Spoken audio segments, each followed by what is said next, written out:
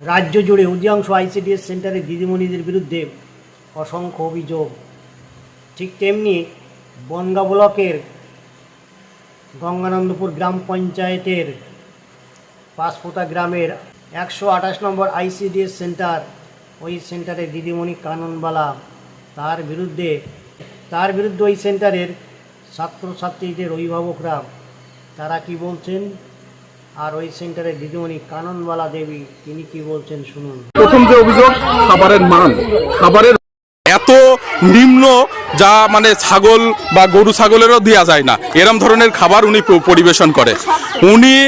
উনি বলে কি খাতা নেই ওনার এখানে, উনি দেখাতে পাচ্ছে না যে ওনার ওখানে কতজন রেজিস্টার স্টুডেন্ট আছে আর কত মানে অ্যাটেন্ডেন্স পাঠায়, উনি সেইটা দেখাতে পাচ্ছে না।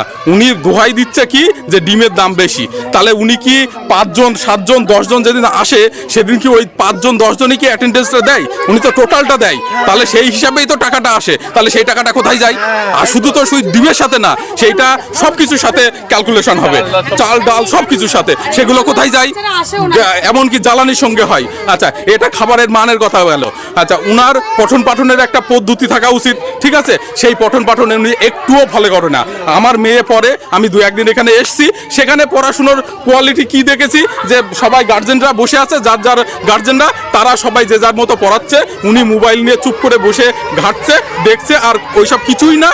আর উনার আমার সন্দেহ আছে উনি ন্যূনতম কি জানে, কিচ্ছু জানে না। স্কুলে তো মেটেরিয়ালস থাকবে যে বাচ্চারা সেগুলো দেখে মানে আকর্ষিত হয়ে স্কুলে আসবে, কিন্তু এখানে কিচ্ছু নেই। আপনি তো ঘুরে দেখলেন কিছু আছে?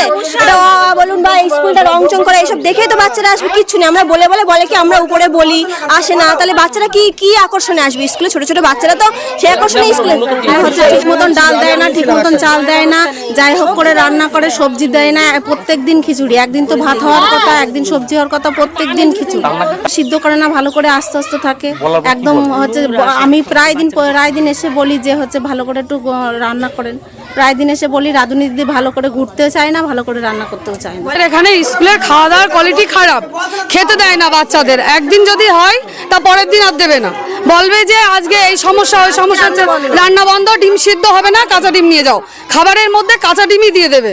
রান্নার কোয়ালিটি তো একদমই ভালো না, তেল নুন ঝাল কিচ্ছু তো দেবেই না। ভিটামিন ওষুধ দেওয়া হয় সেটুকুনিও দেয় না, কোনো কিচ্ছু দেয় না। পুষ্টি খাবার তো দেয়ই না, আর কোনোদিন তো ওজন করেই না।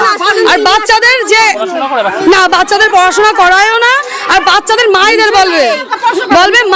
বলবে যে নিয়ে এসে তোমরা পড়াও।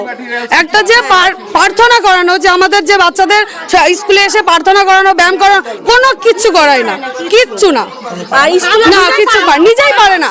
সেদিন তো এসছে, বাচ্চাদের নিয়ে এসছি, বলছে আধার কার্ডের সাথে ফোনের সাথে অ্যাপটপ করার জন্য মায়েদের বলছে যে এগুলো মায়েরা করে দাও। উনি পারছে না, বড় ফোন রয়েছে, ফোনে পারছে না, মায়েদের দিয়ে করাবে। আমরা চাইছি খাবারের কোয়ালিটি ভালো, আর ম্যাডামটা যাক, ম্যাডামের দরকার নেই, এই ম্যাডামের চাই না, ভালো ম্যাডামে আসুন। আমার নাম সুষমা তরফদার। স্যার আমার অফিসে ডেকেছিল, অফিসের স্যারকে বলে এসেছি, স্যার বলেছে ঠিক আছে, এখানে যে অভিযোগ করেছে এই অভিযোগের জন্য সবাইকে তো দায়ী করা যায় না, সবাই যেটা বলছে সেটা সত্য কি মিথ্যা সেটা দেখতে হবে। এখানে বাচ্চা 3 বছরের বাচ্চা স্কুলে আসতে চায় না ঠিক মতন, এদের খাবারটা দিয়ে দিলে এরা খাবারটা নিয়ে যায়। এখানে ক্যান রেখে গেছে, বাচ্চা আনিনি। ওটা হয়েছে আমার গ্যাস ফুরিয়ে গেছিল হঠাৎ করে, তখন আমি বললাম যে উনুনেও রান্নার চেষ্টা করেছিলাম, উনুনটা রান্না করতে পারি না, পাইপ থেকে জল এসে উনুনটা ভরে গেছে। তারপরে আমি কী করা যাবে, তখন এখানে কয়েকজন মা ছিল, মাদের কাছে বললাম, মারা বললো তাহলে ফেলে দেবা কেন, খাবারটা দাও, দরকার হয় আমরা বাড়িতে গ্যাস আছে রান্না করে বাচ্চাদের খাইয়ে দেবো। ঠিক আছে, সব মা নেয়নি, অল্প কয়েকজন মানিয়েছে।